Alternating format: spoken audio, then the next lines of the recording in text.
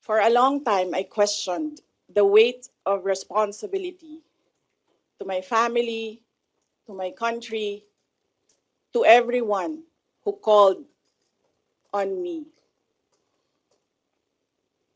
Today, I have peacefully accepted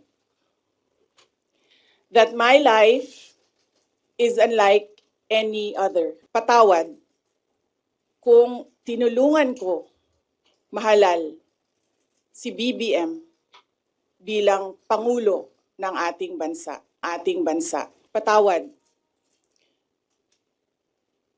kung hanggang ngayon ay marami pa ring Pilipino ang nalulunod sa baha ng dahil sa malawakang korupsyon.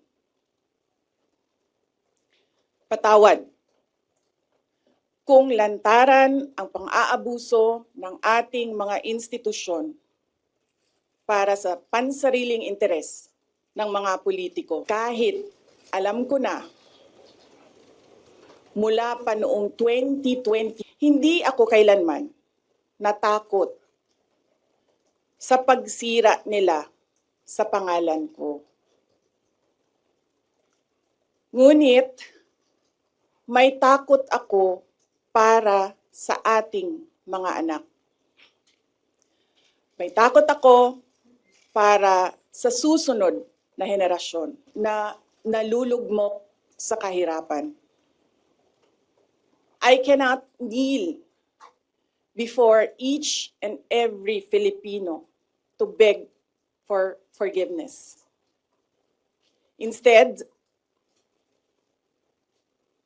I offer my life, my strength, and my future in the service of our nation. Sa unang mga buwan, mga kababayan, ibalik natin ang tapang at malasakit para sa Diyos, sa bayan, at para sa bawat pamilyang Pilipino. Ako si Sara Duterte, tatakbo bilang Pangulo ng Pilipinas. Syukran.